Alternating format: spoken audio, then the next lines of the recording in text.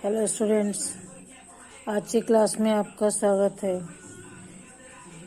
पिछले वीडियो में आपने कुछ परंपरागत ऊर्जा के स्रोत देखे थे, जिसमें आगे देखते हैं प्राकृतिक गैस। प्राकृतिक गैस पेट्रोलियम के निक्षेपों के साथ पाई जाती है तथा निर्मुक्त होती है। जब अपरिष्कृत तेल को धरातल पर लाया जाता है, अर्थात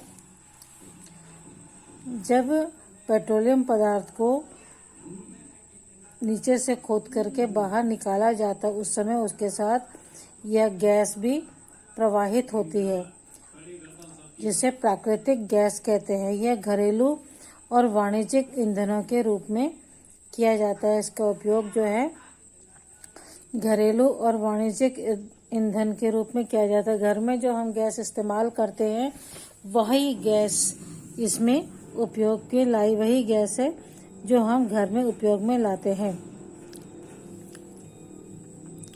रूस, नॉर्वे, यूके और नीदरलैंड प्राकृतिक गैस के प्रमुख उत्पादक हैं।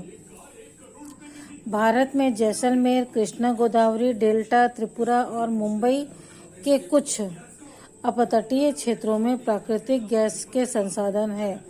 विश्व के बहुत कम देशों के पास प्राकृतिक गैस के अपने पर्याप्त भंडार हैं। हमारे द्वारा जीवाश्मी ईंधन का उपभोग की तीव्र वृद्धि ने चिंताजनक दर में से इन्हें समाप्ति तक पहुंचा दिया है। इन ईंधनों के जलने से निकलने वाली विषैले प्रदूषक भी चिंता का विषय है। जीवाश्मी ईंधन का अनियंत्रित उपयोग या जलाना अनियंत्रित टोटी से टपकने के समान है। जीवाश्म ईंधन का अनियंत्रित जलना अनियंत्रित टोटी के टपकने के समान है, जो अंततः सूख जाती है। इसने हमारा ध्यान ऊर्जा के विभिन्न गैर परंपरागत स्रोतों के दोहन की ओर बढ़ाया है, जो जीवाश्मी ईंधनों की स्वच्छतर विकल्प है। पेट्रोलियम गैस प्राकृतिक गैस के रूप में उस समय उपलब्ध हो जाती है जब पेट्रोलियम को हम खदानों से बाहर निकालते हैं, उसके साथ ही प्रवाहित होती है। इस गैस का उपयोग हम अपने घरों में और उद्योगों के लिए करते हैं। इसके प्रमुख उत्पादक देश है यूके, नीदरलैंड। प्राकृतिक गैस के प्रमुख उत्पादक देश हैं रूस, नॉर्वे आदि देश जो हैं प्राकृतिक गैस के उत्पादक देश हैं। भारत में जैसलमेर, कृष्णा गोदावरी डेल्टा, त्रिपुरा और मुंबई के कुछ अपतटीय क्षेत्रों में प्राकृतिक गैस पाई जाती है। विश्व के ऐसे बहुत ही कम क्षेत्र हैं, देश हैं, जिनके पास अपने पर्याप्त भंडार हैं प्राकृतिक गैस के, क्योंकि जीवाश्म ईंधनों के उपभोग के तीव्र वृद्धि के कारण यह अत्यंत शीघ्रता से समाप्त होने लगी है और इसमें जो विषैले पदार्थ होते हैं वह भी पर्यावरण को प्रदूषित कर रहे हैं। इस कारण यह एक चिंता का विषय है, क्योंकि ये जीवाश्मी ईंधन है और प्रकृति में सीमित मात्रा में पाई जाती है। इस कारण इसके समाप्त होने की संभावनाएं बहुत अधिक है। जैसे टोटी से टपकता हुआ जल थोड़ी देर बाद समाप्त हो जाता है और नल सूख जाता है, उसी प्रकार यह ईंधन भी धीरे धीरे अब समाप्ति की ओर आ रहा है। इस कारण हमारा यह प्रयत्न है कि गैर परंपरागत स्रोतों का दोहन करें और उसे बढ़ाने में मदद करें, जो कि जीवाश्मी ईंधनों से ज़्यादा स्वच्छ है और अधिक उपयोग में लाया जा सकता है। जल विद्युत बांधों में बांधों में वर्षा जल अथवा नदी जल ऊंचाई से गिराने के लिए संग्रहित किया जाता है। बांध के अंदर के पाइप के द्वारा बहता हुआ जल बांध के नीचे स्थित टरबाइन के ऊपर गिरता है।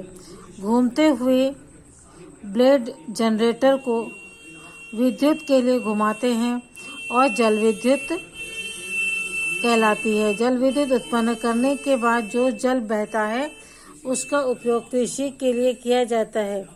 विश्व की ऊर्जा का 1/4 हिस्सा जल विद्युत से उत्पन्न होता है।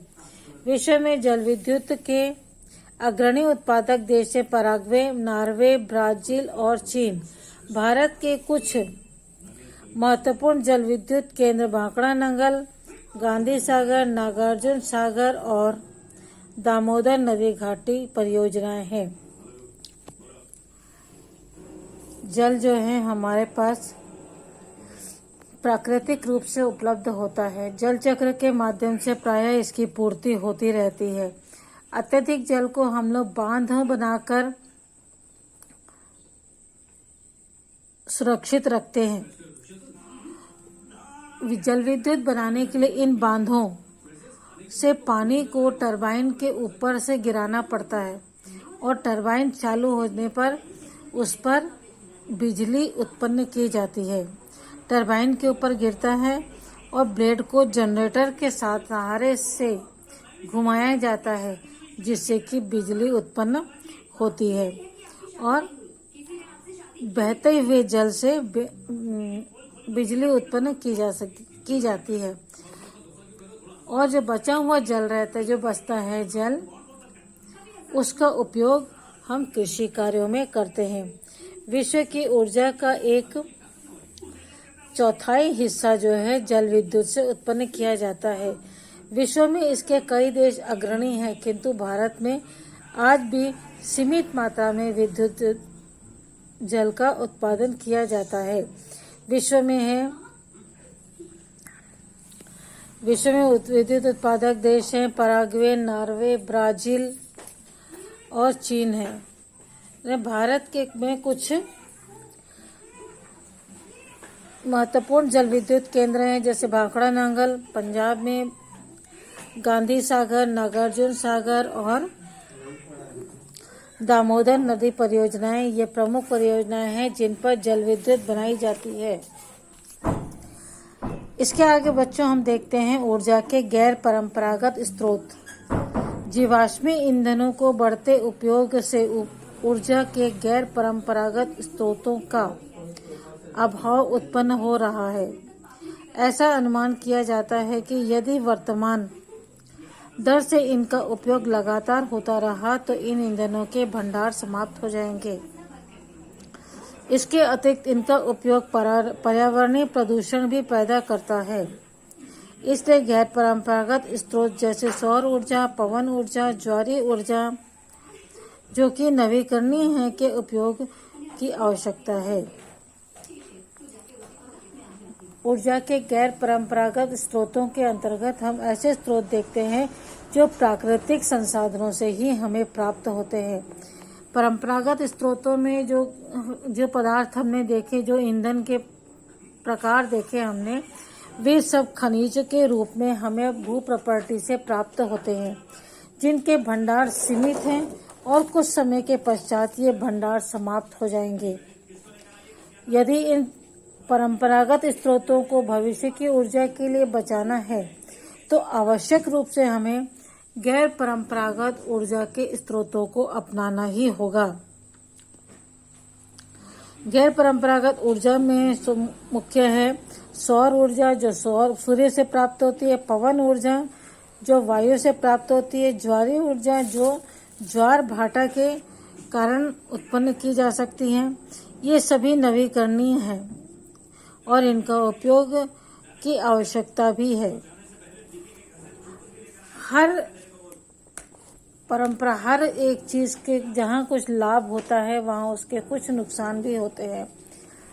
जहाँ हमने देखा कि गैर परंपरागत स्रोतों से हमें कुछ लाभ मिल रहा था कि वह हमें सुविधाजनक रूप से प्राप्त हो जाते थे, तो उनके दुष्प्रभाव भी थे, हानियां भी थी कि उनसे प्रदूषण होता था।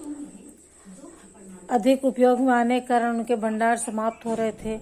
वहीं इन गैर परंपरागत ऊर्जा के स्रोतों के भी कुछ लाभ और हानियां हैं।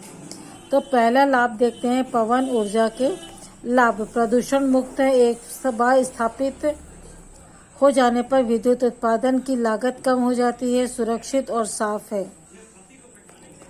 ध्वनि प्रदूषण होता है। पवन चक्कियों की स्थापित करना महंगा है। रेडियो व दूरदर्शन के प्रसारण संकेतों में व्यवधान उत्पन्न होता है, पक्षियों के लिए हानिकारक है। पवन ऊर्जा का प्रदूषण से मुक्त होती है क्योंकि हवा के द्वारा बनता है। पवन चक्कियां एक बार स्थापित करने के बाद उस पर से हम बराबर लगातार उत्पादन कर सकते हैं। यह साधन जो है सुरक्षित है और साफ है। इसकी हानि क्या है? तेज गति से हवा चलने पर हवा की जो आवाज होती है जिससे ध्वनि प्रदूषण होता है। पवन चक्कियों को स्थापित करना महंगा होता है। रेडियो और दूरदर्शन के प्रसारण इससे प्रभावित होते हैं। इसके साथ ही पक्षियों के लिए भी यह हानिकारक है। दूसरा देखते हैं सौर ऊर्जा। यह भी असमाप्य है, प्रदूषण मुक्त है। इससे हानि है, खर्चीली है। स्रोत के विकसित होने से ऊर्जा की बर्बादी होती है। ज्वारीय ऊर्जा प्रदूषण मुक्त है, लाभ है इसका और असमाप्य है। वन्य जीव आवास का नष्ट होना और दोहन में कठिन है। परमाणु ऊर्जा बड़ी मात्रा में ऊर्जा उत्पादन करते हैं। इसे हानि है, रेडियो एक्टिव व्यर्थ को उत्पन्न करना और खर्चीला है। बायोगैस कम लागत, उपयोग में आसान, जैव व्यर्थ का उपयोग और बायोगैस का उत्पादन। हरित गृह प्रभाव का कारण यह हानि है इससे। भूतापीय ऊर्जा स्वच्छ, पर्यावरण हितैषी व हर समय उपलब्ध होती है। इसे हानि है कि बहुत से शहर से बहुत दूर अवस्थित होने के कारण विद्युत वहन का खर्च बढ़ा देती है। इस प्रकार देखा हमने कि गैर परंपरागत ऊर्जा के जितने भी स्रोत हैं, जहाँ उनमें कुछ लाभ है तो वहाँ उनमें कुछ हानियां भी होती हैं। इसके आगे बच्चों अगले वीडियो में देखेंगे सौर ऊर्जा। इस वीडियो में इतना ही। Okay, bye.